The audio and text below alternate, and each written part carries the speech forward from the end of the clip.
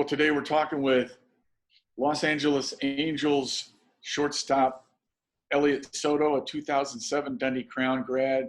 Elliot, thanks for joining us here. Good to see you. How's everything going so far with this crazy messed up spring training?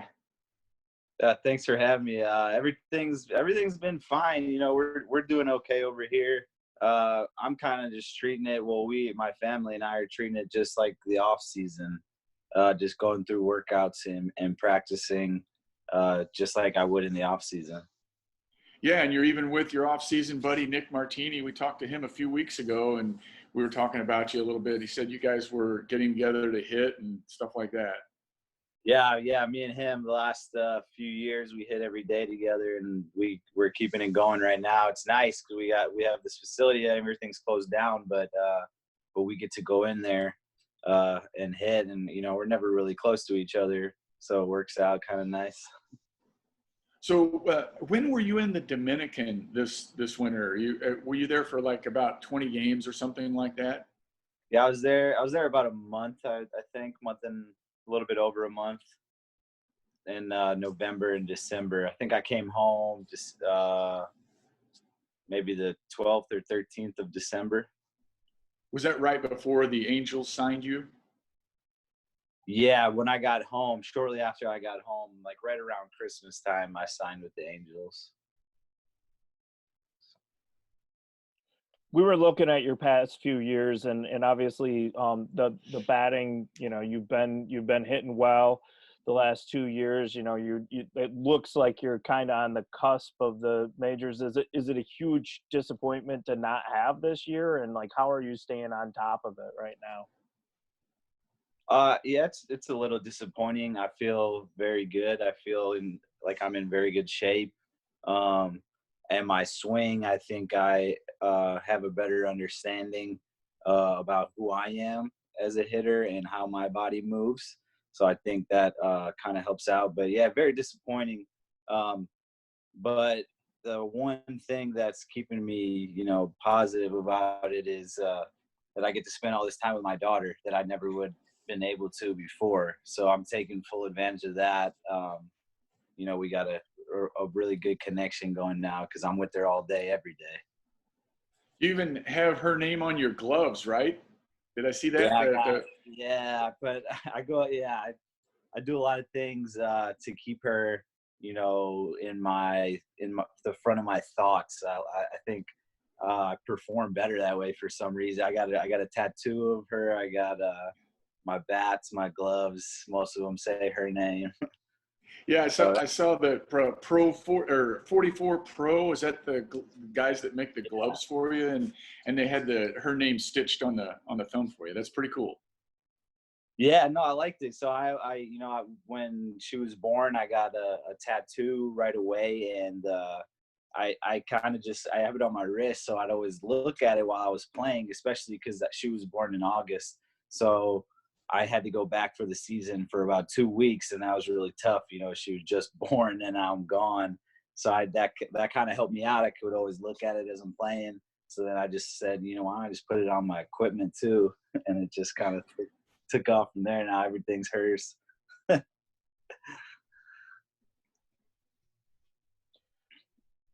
You said that you were starting to get to know yourself a little better with your swing. Can you explain that and what's changed for you or where you found that comfort zone? Yeah, I think a lot of times, so I was never, I was known for my glove, as you guys know, and when you get into pro ball, the talent gets even better. And when you have people telling you, you do this well, you need to do this well, you need to do this, move runners, kind of almost, they're trying to get the best out of you, but at the same time, it kind of puts limitations on yourself. So I had this kind of defensive mindset almost at the plate. And the last, few years, I started to, get closer to 30. I was like, hey, I'm you know what, I'm going to try to drive balls more and learn how to use my body to get more power and stuff like that. And it kind of just took off from there. And now that I know what to look for in my swing, it's a lot easier to correct. And I just have a better feel for what I'm doing. That's the most important thing, when you're slightly off, if you can feel yourself, you're your best coach, so you can get back on track quicker. You were talking about your glove, and Elliot, still think I was just telling John before you came on, I think you're maybe the best defensive player I've seen in this area. I always loved watching you play shortstop. Who influenced you and helped you the most to develop that skill to be so good out there? I appreciate that. Probably, Terry Conroy was one of my coaches from T-ball all the way through college or till college. And then he would help me out, and he still does. He's still around, still texting me and stuff. But he was such a hard worker, and he kind of made us more competitive. So it made me want to practice more and more and more. And I just kind of fell in love with the defensive part for some reason. I didn't even really enjoy hitting when I was a kid. But so I just had that with him. And then when I would just come home, it's a lot easier when you're, to play by yourself. It's a lot easier to do defense than it is, hitting, throw the ball off your house, pretend you're professional player making some crazy play in the hole, or just messing around being a kid. That's what I think has helped me out. That was McHenry County Hurricanes, right? You came up with the Hurricanes program. Well, I came up with a few teams.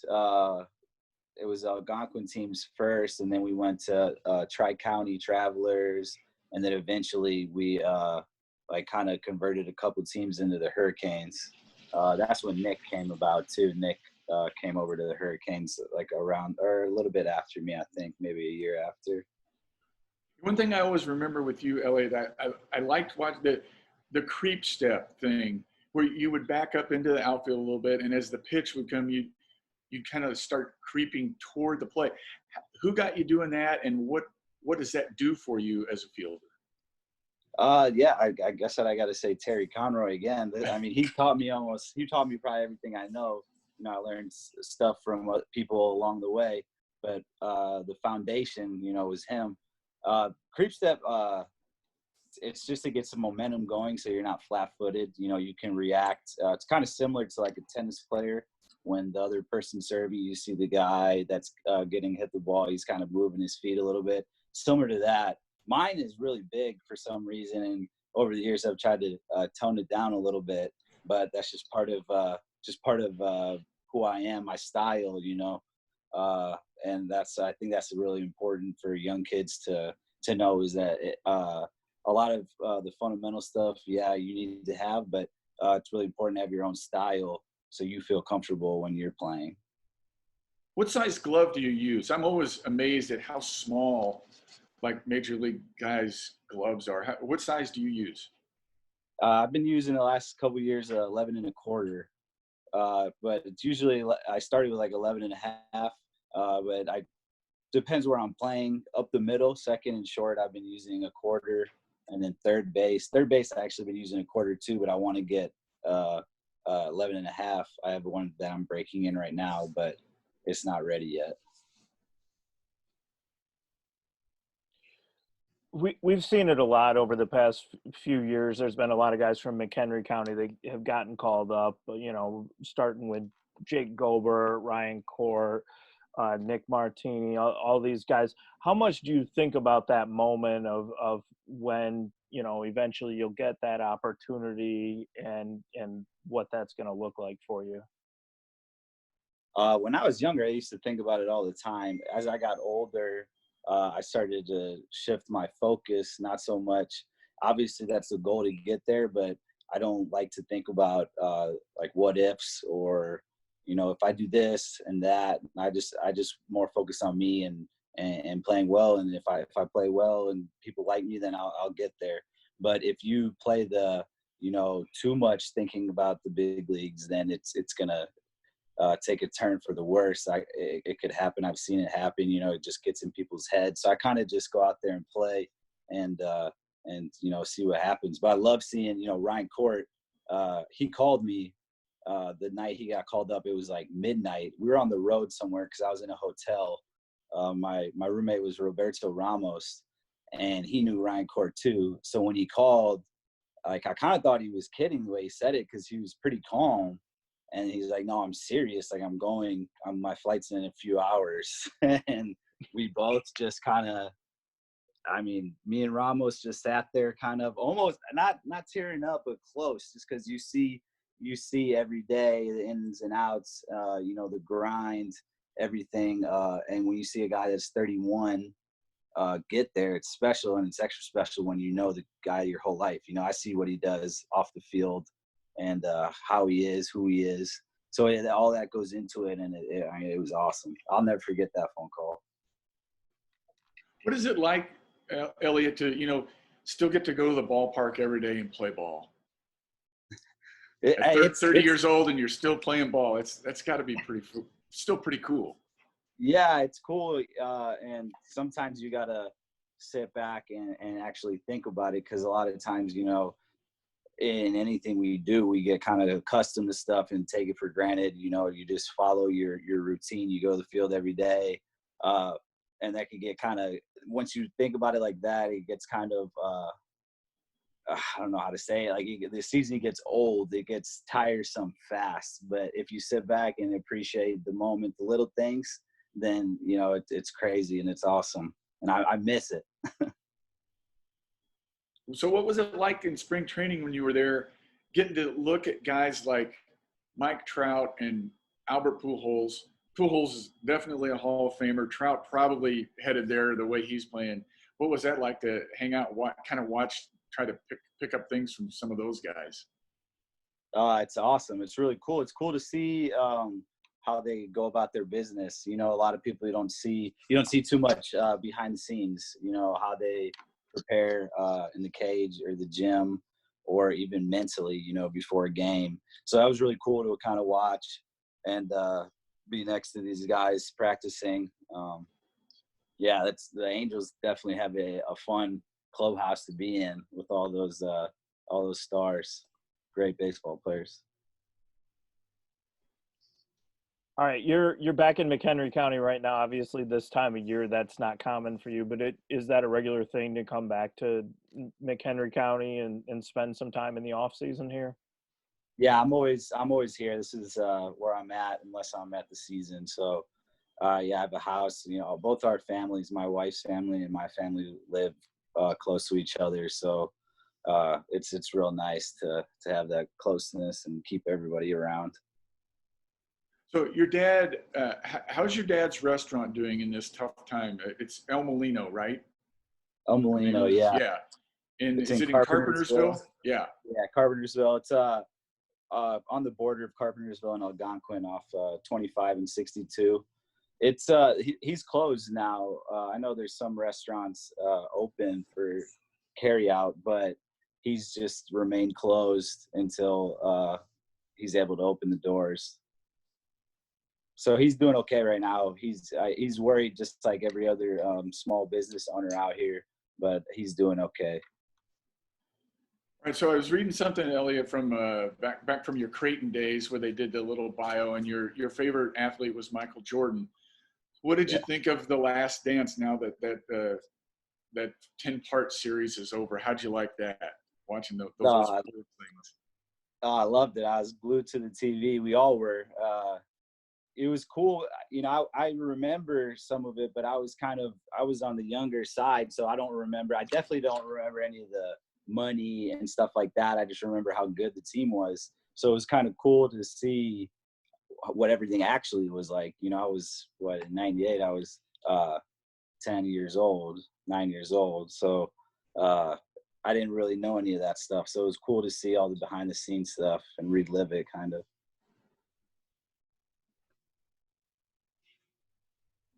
So I've always been a glove guy. I love just looking at gloves, feeling gloves, putting gloves on. What's that like now that you reached this level and you got like this company for is it 44 Pro Gloves? Is that the name of it?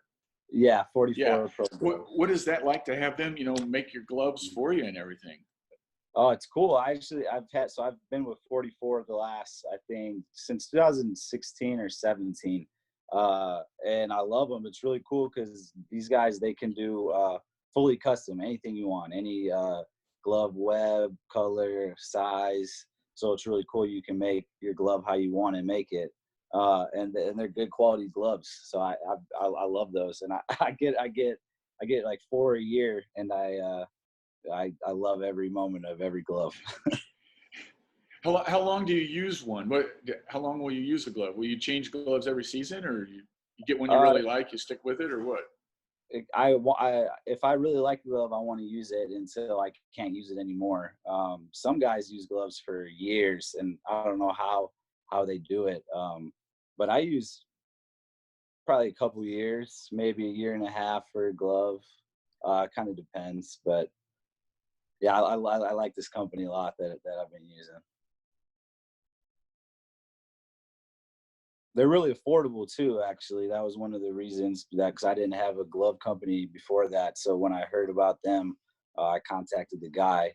So it's good for, anybody. If you want to get your son a glove, fully custom glove, it's a lot cheaper, a lot more affordable than some of the other companies out there.